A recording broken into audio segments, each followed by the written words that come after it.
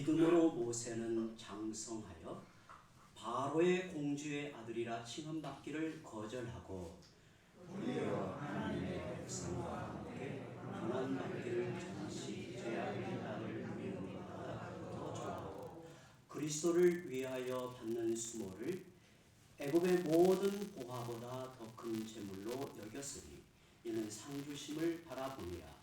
믿음으로 애굽을 떠나 바로의 거함을 무서워하지 아니하고 곧 의심이 아니하는 자를 보는 것같이 전했습니다.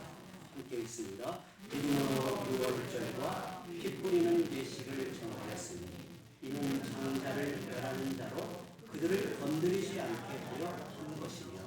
아멘. 오늘은 모세를 통해서 보여주는 믿음을 여러 관점에서 살펴보려고 합니다.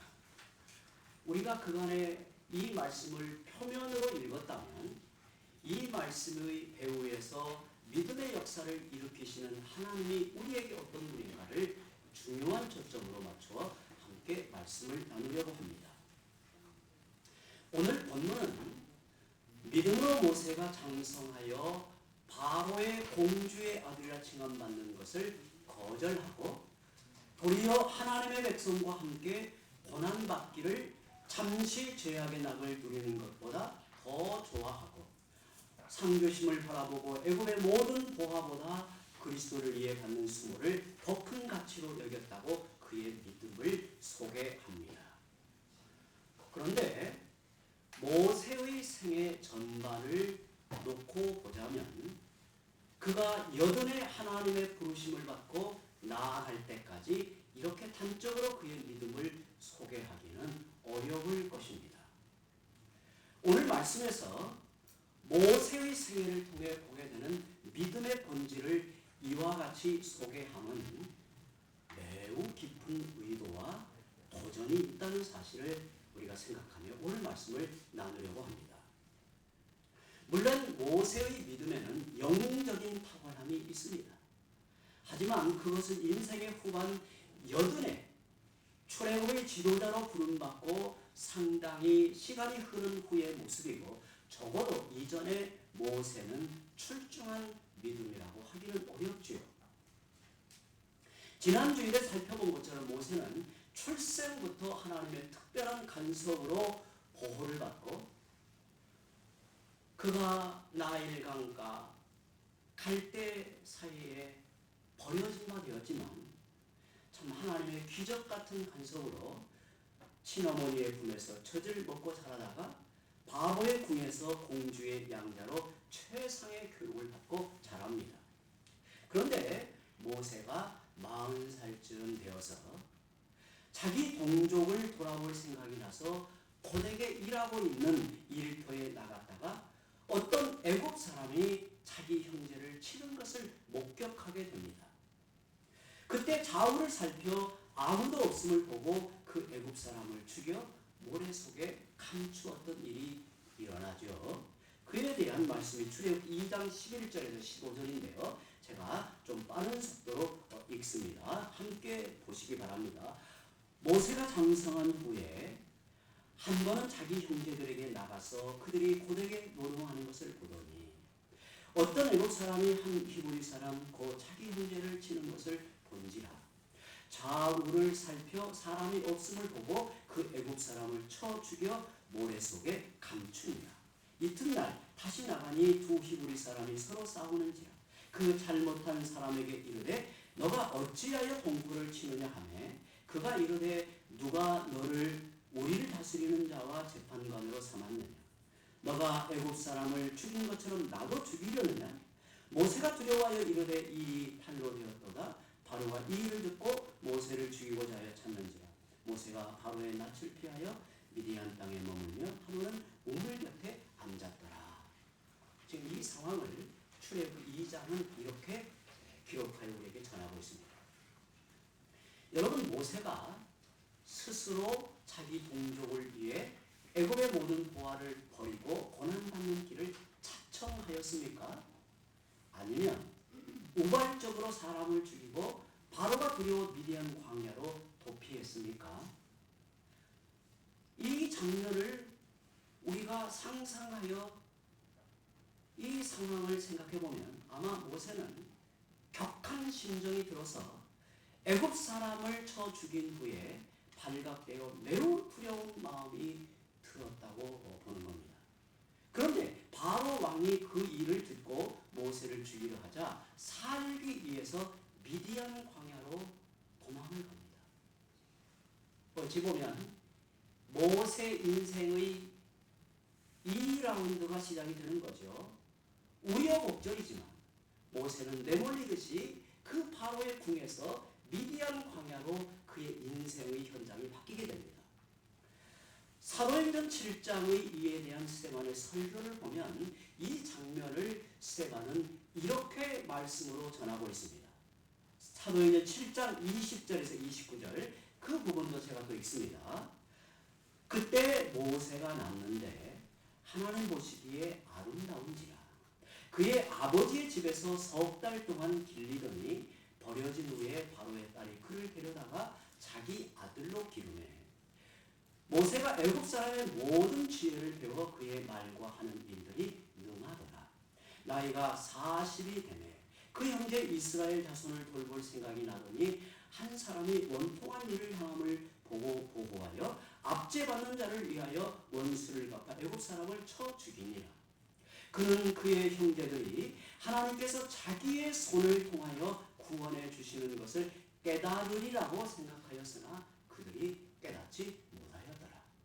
이튿날 이스라엘 사람끼리 싸울 때 모세가 와서 화해시키려 하여 이르되 너희는 형제인데 어찌 서로 해치느냐 하니 그 동물을 해치는 사람이 모세를 밀어뜨려 이르되 누가 너를 관리와 재판장으로 우리 위에 세웠느냐 너가 어제는 애굽 사람을 죽임과 같이 또 나를 죽이려느냐 하니 모세가 이 말 때문에 도주하여 미디안 땅에서 나그네 되어 거기서 아들 둘을 낳으니라.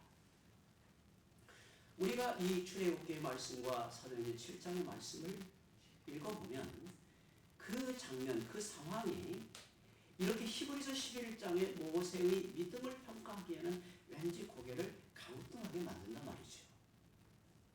모세의 생애의 역사를 덮어놓고 그냥 이렇게 받아들이면 어찌 보면 우리는 말씀을 쉽게 적용할 수 있겠지만 그러나 이 말씀을 그 당시의 모세의 상황과 역사의 진행을 통해서 나타나는 그 생애를 놓고 보자면 이런 말씀은 쉽게 수긍이 안 된단 말이죠.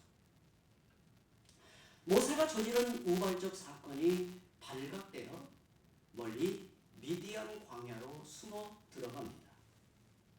모세는 애굽의 모든 보화를 버리는 게 아니라 바로 왕이 두려워 도피하게 됩니다. 그는 거기서 결혼하여 두 아들을 낳고 이스라엘을 향한 모든 생각을 접고 양을 치는 목동으로 40년의 무명 세월을 보내게 됩니다. 모세는 자기 동족을 돌아볼 생각으로 나갔다가 어떤 애굽 사람이 히브리 사람을 치는 것을 보고 동족을 편들어 애굽인을 쳐 죽였을 때 어떤 마음으로 하였는가? 사도행전 7장 25절을 보면 하나님이 자기 손을 통해 형제들을 구원해 주실 것이라는 생각에서 그리 했다는 거예요. 그때 모세는 나름 동족을 위해 분연히 일어선 거예요. 그러나 이런 모세의 진심은 통하지 않고 하나님은 그것을 계기로 또 다른 훈련의 과정으로 그를 인도하여 가십니다. 상황이 복잡하게 얽히는 것 같지만 그 배후에 하나님의 놀라운 손길은 모세의 인생을 어떻게 이끌어가는지를 우리는 큰 그림으로 보고 있기 때문에 혼란스럽지 않지만 모세 자신의 입장에서는 그 40년의 바로의 궁에서의 생애를 마치고 다시 광야로 접어들었을 때 그 마음에는 복잡하였을 것을 우리는 염두하게 되죠. 이스라엘 백성에 대하여도 섭섭함이 있고 하나님에 대하여도 서운함이 있을 수밖에 없는 거죠. 그래서 모세는 자기 동족을 향한 모족의 생각을 다 접고 하나님께 대한 서운한 마음까지 들었던 거죠. 이는 40년 후에 모세가 여든이 되어 하나님이 호렙산에서 떨기나무에 꺼지지 않는 불꽃으로 임하여 그를 부르실 때 그가 부르심을 거절하는 반응을 보면 어느 정도 읽혀지게 됩니다. 이 장면에 대한 해석은 두 가지로 나뉘어요. 하나는 모세가 40년의 미디안 광야를 통해서 그의 인생이 어떤 자리에 있었는지를 알고서 나타낸 반응이라고 하는 견해도 있고요. 또 하나는 모세의 그 위대하고 큰 야망이 철저히 꺾여짐에 대한 자기 백성을 향해서 하나님을 향해서 서운한 이 마음에 여운이 남아있을 것이라고 보는 두 견해가 있습니다. 여러분의 생각도 좀 이 말씀에 좀 더 깊이 기울여 가며 그 의미를 우리가 찾아보려고 하는 거예요. 출애굽기 3장 10절에서 11절 보면 우리 한번 이 부분을 읽어보죠. 출애굽기 3장 10절 11절 함께 읽어봅니다. 시작. 이제 내가 너를 바로에게 보내어 너에게 내 백성 이스라엘 자손을 애굽에서 인도하여 내게 하리라. 모세가 하나님께 아뢰되 내가 누구이기에 바로에게 가며 이스라엘 자손을 애굽에서 인도하여 내리까. 하나님의 부르심 앞에 내가 누구이기에 라는 말은 자신의 부족을 철저히 아는 자의 거절이기보다는 내가 왜 가야 합니까? 라는 일종의 섭섭한 마음으로 제 눈에는 읽혀집니다. 40년 전에 자신감이 넘쳐 동족을 도우려고 일어났을 때 형제들은 나를 거절하였고 하나님도 나를 내버려 두셨지 않습니까? 그런데 지금 이 나이에 아무런 힘도 없고 소망도 없는 내가 무엇을 하겠다는 것입니까? 보낼 만한 사람을 보내십시오. 나는 다 늙어가는 소망 없는 늙은이에 불과합니다. 나는 갈 수 없습니다. 하나님과 모세의 이런 신랑이는 여러 차례 이어집니다.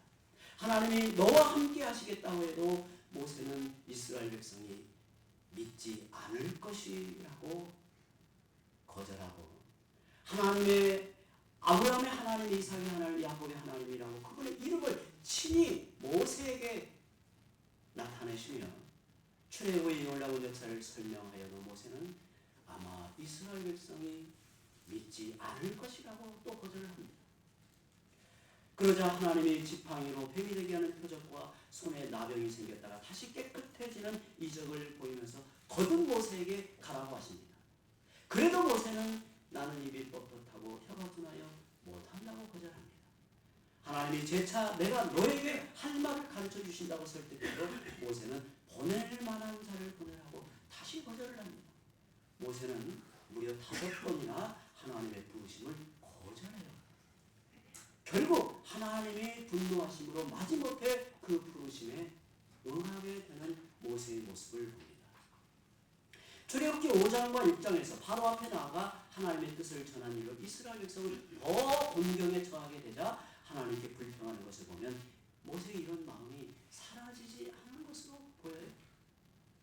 출애굽기 5장 22절에서 23절에 모세가 여호와 앞에 돌아와서 이르되 주여 어찌하여 이 백성이 학대를 당하게 하셨나이까? 어찌하여 나를 보내셨나이까? 내가 바로에게 들어가서 주의 이름으로 말한 후로부터 그가 이 백성을 더 학대하며 주께서도 주의 백성을 구원하지 아니하시나이다. 이것은 하나님에 대한 서운한 마음이 이렇게 표현이 되는 거예요. 출애굽기 6장에서 하나님은 모세를 설득하시면서 바로에게 가서 나의 뜻을 전하라고 말씀하십니다. 그런데 모세는 이렇게 대답합니다. 모세가 여호와 앞에서 아뢰되 나는 입이 둔한 자이오니 바로가 어찌 나의 말을 들으리까? 여전히 우리가 생각하는 영웅적인 모세의 모습은 아니지요. 하나님이 모세에게 내가 너와 함께 하심으로 바로 앞에 능히 서게 하고 너의 형 아론을 너의 대언자로 세워주겠다고 약속하신 만큼 주저하고 있는 그의 모습을 봐요. 그런즉 오늘 말씀에서 믿음으로 모세가 애굽의 영화를 버렸다 하고 믿음으로 애굽을 떠나 왕의 노함을 무서워하지 않고 믿음으로 6월절 예식을 정하여 백성들에게 가르쳤다고 할 때 단번에 이런 일을 결단하여 하나님 편에 섰을 것이라고 보는 것은 그야말로 말씀의 표면을 잇고 있는 것이죠. 그 이면에 모세의 세계의 갈등을 보면 그렇지 않은 걸 봐요. 히브리서 11장에서 말하는 믿음은, 우리가 지금 보고 있는 히브리서 11장에서 말하고 있는 믿음은 한 사람의 생애 속에 녹아든 믿음의 모든 여정을 함축하는 표현임을 잊지 말아야 합니다. 믿음은 바라는 것들의 실상이요 보이지 않는 것들의 증거라고 하였는데, 그 믿음은 우리의 생각 속에 머물고 있는 관념이 아니라는 말이에요. 적극적인 신념이 아니라는 말이에요. 우리가 살고 있는 이 땅에서 한 사람의 생애라는 시간 속에 하나님이 찾아오시고 설득하시고 기다려 훈련하시고, 또한 하나님의 사람으로 다듬어 가시는 모든 사랑과 지혜와 능력으로 인하여 우리는 믿음으로 산다고 말하는 거예요. 이게 놀라운 겁니다. 여러분, 모세가 40살에 자기 동족을 위해 나설 때는 자신감이 있고 지식과 경륜을 스스로 갖추었다고 확신하는 시점입니다. 그는 바로의 궁에서 최고의 엘리트 교육을 받았습니다. 그에게는 자기 민족을 위한 역사의식이 있었습니다. 그는 동족이 당하는 고난의 현장으로 찾아갑니다. 하지만 모세의 첫 걸음은 실패와 좌절뿐이었습니다. 하나님은 그를 부르시기 전에 깊은 좌절을 겪게 하셨습니다. 이는 자신의 열정과 능력과 실력에 대한 뼈아픈 좌절이었다는 거예요. 성도 여러분, 출애굽의 역사는 우리가 잘 알고 있듯이 출애굽의 역사는 어느 한 나라의 그냥 평범한 역사가 아니에요. 출애굽의 역사는 아브라함의 언약에서 시작된 참 하나님의 기가 막힌 그 섭리의 손길 속에서 그들이 애굽의 고센 땅에 머물게 되고, 그 땅에서 하나님이 일으키신 하나님 나라의 그 확장과 번성함으로 이제는 때가 되어 그 하나님이 약속하신 언약의 땅으로 이끌어 가시는 참으로 놀랍고 광대한 역사의 발걸음이 출애굽에 있는 거 아니겠어요? 그런데 그 출애굽의 역사는 애굽의 궁에서 배운 화려한 지식으로는 감당할 수 없는 겁니다. 이스라엘 백성을 이끌고 험난한 광야를 지나가는 여정은 모세 개인의 지도력과 열정으로는 되지 않는 일이에요. 동족을 향한 인간적인 애정으로도 될 수 없는 일이에요. 그래서 하나님은 모세를 미디안 광야로 내모셔서 그에게 천한 일을 맡겨 양을 치는 목동으로 40년 세월을 살게 하시는 겁니다. 그는 40년의 무명의 세월을 보냅니다. 무명이니 무명의 세월을 보내는 것은 그렇게 문제가 되지 않습니다. 그는 바로의 후계자가 될 자이고 황태자이죠. 어찌 보면 전 세계의 실권을 잡을 그 모세가 우여곡절 끝에 미디안 광야로 숨어들어가 40년이라는 무명의 세월을 보낸다라고 하는 것은 인간의 마음으로는 헤아리기 어려운 고통이었단 말이죠. 세상의 모든 사람들로부터 잊혀지고 버림받은 것 같은 인생을 살게 하십니다. 모세는 자신이 아무것도 아님을 깨닫습니다. 자신의 무지와 무능을 절감하게 됩니다. 그는 자신의 열정도 야망도 동족을 아끼는 사랑도 지나가는 바람 같은 것임을 깨닫게 되지요. 마른 막대기보다 못한 자기 인생의 한계를 깊이 깨닫습니다. 이와 같이 자신의 옛사람이 죽고 하나님의 사람으로 거듭나게 하심으로 마침내 눈에 보이는 왕을 두려워하지 않고 그 앞에서 하나님의 뜻을 당당히 전하고 깨닫지 못하는 이스라엘 백성을 품에 안고 아비의 마음으로 설득하여 이끄는 영도자가 되는 것이지요.